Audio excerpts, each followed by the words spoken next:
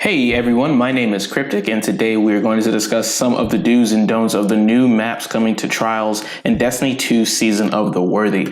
Now, this is recorded before the season refresh, so we're looking back at Destiny 1 for some new insights on some old movement patterns and strategies. And what better way to do that than to just load up a couple of private matches and just run through and do a quick little tour. So, with this video being a live commentary, it is kind of a long discussion for me to go through 3 distinct maps. So I placed some timestamps in the comments below, as well as in the description of the video. And then if you would like for me to make more of this kind of content, please let me know by hitting that like button on the video. And feel free to comment in the comment section any tips or tricks that you have discovered through your times in Trials or just from playing Destiny 1 in general. You could always find me on my Twitch at Sir Cryptic if I'm doing a live stream, or you could always find me on Twitter at King Cryptic, where I am discussing more topics about future videos and where I'll be posting my stream information. Now, without further ado, let's have a conversation. I especially wanted to do this video because whenever they introduce Bannerfall into the rotation, and just recently with Twilight Gap, I do have a couple of buddies that cannot navigate that map at all. And then me coming from D1, it was just kind of like second nature to me. And I just remembered all the spots and I remembered all the engagements, and people still follow the exact same flow, even though the map's been out of the game for what, 2-3 years? So there's got to be still some value to rerunning through these maps, even if the devs have made some changes, just like they did with the other maps. They surely updated them. Now, whoa, anybody else see that little shaking right there? All right, as you can see, this is pretty much the cave area. Oh my God, blink on a hunter. I gotta restart. I gotta restart because I'm just... Whew, icebreaker. Blink. These are the golden days. These are the golden days. What is in my hand? The burning eye. Oh. Oh. Ooh, the doctrine. Just so you guys know, this is what a 900 RPM auto rifle looks like. Like this shit right here, this was insane.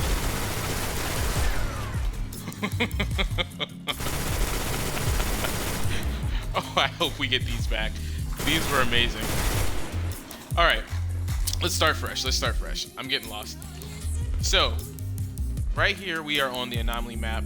This is the cave spawn, and usually you'll have another team that will spawn on the outside. I'll show you that spawn in just a second. Usually people go one of the two ways. You come from the right side over here, and you jump in and you engage across the map, or you go from the left side over here and you have these balconies, and you can see over to where the enemy team is going to come in from either that doorway or from in this area. This is where usually the heavy spawned, where the flag spawned. Pretty much it was the highest traffic area in this entire map. Oh my goodness. I'm gonna have to turn off blink for you guys. God, I don't even remember how to navigate through this. Alright. That's what I used to. Alright. And Alright. So this is your highest point of engagement of the entire map. There will be so many showdowns from this point. You'll have peaks that you can hit from right here on snipes. Usually people like to come around and they go from this side, and this is where they engage each other a little bit. You can also, if you're fast enough, catch the enemy coming out of that doorway right there, or go across and catch them in that balcony. But then you have this giant, the quote-unquote anomaly, in the middle of the map, so that really blocks off a lot of your sight lines. Now, a lot of your engagements will also happen on these outside long corridors as well. People that are coming in from the cave up top, this is actually a pretty good choke point because there's not really a lot of cover from either direction. This is just kind of an area where you're going to get caught, and if you have 2 people collapse on you, you're just done. You're pretty much going to die unless you just got the skills of a god. But you're going to get a lot of long sight lines through these areas. Try not to hang around in these as much as you want whenever you're trying to get a pick off, because somebody, like I said, can come in and they can just choke you and you have nowhere to hide up there. Now, this is something that people will ignore a lot in the beginning that don't know this map, and hopefully it's still here, is that you have this little duck down here. And if you're getting chased by team members from over there or from enemies that are coming in through this area and they're trying to collapse on you because, say, somebody, like I said, went over there, tried to get a pick and got caught, you can dip out through here and come out at the bottom of the map. Provides excellent cover. If you absolutely need to, you can use these little rotational things here in the middle, and you can use them as cover from the top as you're trying to run around, and then go out to the other side, and then you can duck right out into the caves through another little alleyway through here. And then this area is usually a bit clustered just because it has all of these rocks and debris. You're going to see a lot of CQC engagements out here, and a lot of fights from this little window area where the ramp goes up into the high traffic point where B flag would usually spawn, is what I call it. The heavy, as you can see, sometimes spawns out here, but I have it on Mayhem Rumble right now. Usually when it's an elimination, it either spawns out in that area. I believe there was a time where it spawned right up here, and in some game modes, it will spawn way back here on this wall in the cave. You can actually see the box. So keep that in mind whenever you are going through this map. Just give you one last little walkthrough of how everything looks, and then we're going to move on to the next one. Heavy ammo inbound. 10 now you seconds got the heavy remaining. spawn in these two areas. This is the CQC area. Heavy ammo That's available. it. You've shown your... Enjoy yourself. Alright, Guardians. so here on Exodus Blue, this map, as you can see, is a lot larger. And you will have a hell of a lot of sniper fights on this map. Just be prepared for that. You have your first spawn over there in that corner where I just popped up, unless they change this. And then the other spawn is usually over in this corner. And everybody kind of meets right in the middle where you saw there. This was the B flag of control zones. So you have the inside of the colony ship. Well, this is more like a bunker area. And then you have the train tracks over here. A lot of people like to try to push in through here. Snipers are usually waiting right above that crate. And sometimes if they're really agile, they can get up here and they can snipe you out right from this area.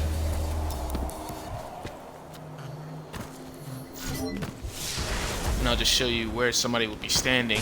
Just keep in mind of all these sight lines. Like, this map is full of sight lines. Somebody could stand up there and snipe from at you, and then, like I said before, they could stand up on top of that pillar and snipe at you.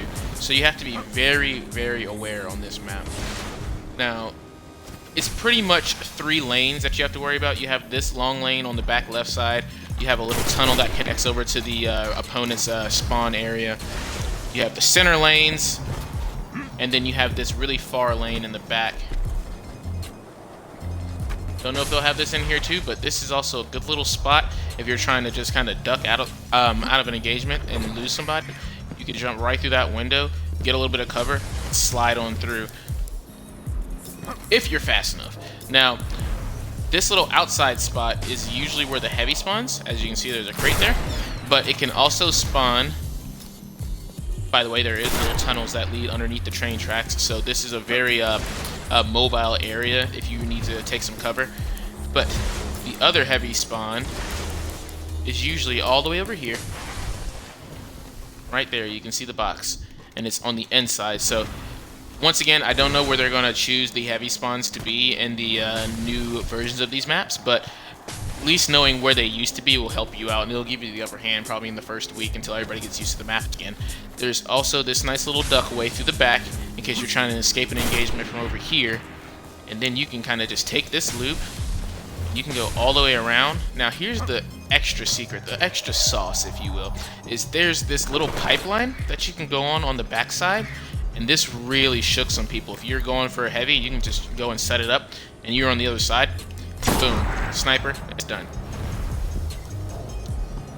But yep, you can take this all the way to the other side, keep having all that cover. Somebody comes up from the top, you duck in through here, and you make your move. they have to dodge through all of that stuff, or they have to squeeze in through this choke point. And if you can pretty much predict that, you can just throw like a nade out, get a skip in there, make your escape, keep moving. And there's just so many. I like to think of being a mouse in a maze on this map. There's so many nooks and crannies that you can go through. It's all pretty simple from a top-down perspective, but they put so many aspects into this map and so many different places for cover that it just makes it really easy to be very squirrely in here. I can see this being a problem with like 3-stack hunters that either have stompies on, or they're just playing really aggressive, and if you have smokes all over the place because they're buffing Kepris. This is going to be a really, really good map for anybody that really wants to play that CQC playstyle with shotguns, probably mind benders and spare rations. But if you are a decent shot with a sniper and you learn all of your little sniping locations, then you will have the upper hand as well, because then they have to rush to you. You just have to predict where they're going to go. I'm kind of just trying to jump around and show you all the different locations that you can stand on where you can snipe. I believe, nope, you can't get up there. But there's just so many different areas that you can go into. I believe you can possibly get up top there too. 30 seconds and counting. You could probably run across it, but just giving you one last lap through, and you can see that this map is pretty interesting, and it's just full of Heavy options. ammo on the way. Only 10 seconds left. Like, wow, I can't learn to hunter. I just can't. There we go. But yeah, that's this map. That's Exodus Blue. Now, a lot of people, if you played the Spooky Trials, where they one Halloween made it where there was no radar, and there would be spiders and jump scares that showed up on you, this is going to scream memories. Now, you see your first spawn is out here on the outside of these two pillars. You have this bridge. Ooh, that was a little frame skip that we had there. You have this bridge that leads across, and then the other spawn location is right down there. So, your points of engagement from the beginning of the match are either going to be right up here, and people are going to face off on this bridge. They might face off below where that little door is, so always be careful. These doors are automatic, and that's going to be a bit of a problem because back in D1, these doors did have a bit of a lag delay, and that would allow people to get snipes off without the doors being fully open. So unless they fix that, or unless these doors stay completely open, we're just probably going to have to face that again. So I wouldn't hang around these doors too much. You can hug up against the wall and kind of feel out the radar a little bit. If you have on Gemini Jesters or anything that, like the dodge that gives you your melee back, you can trigger that from between these walls, of course, because there's enough space. Now you have Blue Room back here, and this is usually where the heavy spawns. And then the heavy can also spawn back out on that bridge. You got Bones. There's a little tunnel that goes through here, back out to the spawn location. And then there's also a tunnel on top, so you can choose either or, whichever you want to do to engage. And then the heavy spawn is up here on the bridge. And then you do have these little pillars right here, but people usually just kind of come in above and they just shotgun, or they'll shoot down from inside of here. The door will help you if it stays closed, but they'll probably get somebody to sit on the side here.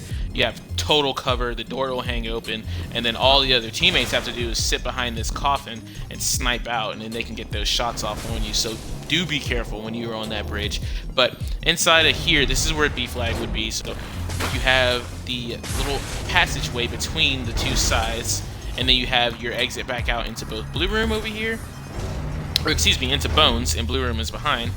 And then you have this area where you will see probably a lot of snipe fights still. You can snipe from stairs, and you can snipe from up here. And this usually provides a good little bit of cover. I do hope they change this room up a little bit. And be careful not to hardscope right here, because you are exposed from this area, you are exposed from this area, and you are exposed from that area. Just trying to focus down this one lane. And I can't even explain how often I see people get so caught up in their snipes and they don't peek in and out of their zoom just to check their surroundings and check their radar. But my little rule of thumb is you go for your spot, even though it's a limited ammo economy mode, and as you can see, this is the icebreaker, so you can just shoot off all your ammo and then you'll start getting regenerated back. But the only thing that we have close to that is Revoker right now. Even though you have all these locations and it's all about getting the pick, you take your shot and you see somebody shoot, and then you back out and you go from another angle, because now not only do you know where they are, but they know where you are and they know where you shot from, especially at the higher comp level tiers and the higher skill levels. You're going to want to be able to keep moving. So the moment you get stagnant in trials, that is all the opportunity for somebody to collapse on you. Now, this map was my favorite just because it's very easy to traverse it.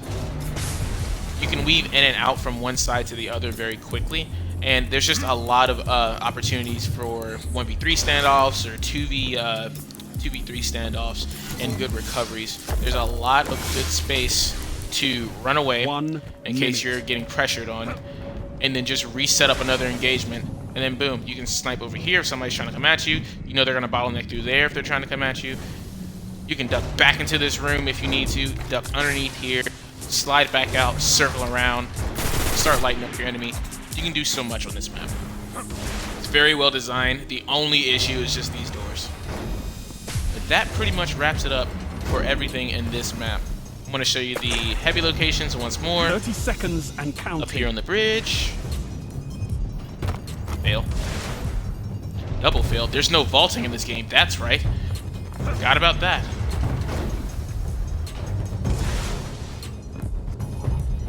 Heavy ammo Just for a little sprinkle on inbound. top. Show you OG Blade Dancer. You've got 10 seconds. And there's that. Ah, the floor wave.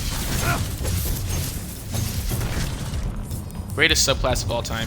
Heavy ammo available. Thank you guys You for show attending. your might, That is a Guardian. breakdown Well of the fought. last three, or the new 3 maps that are coming into the game.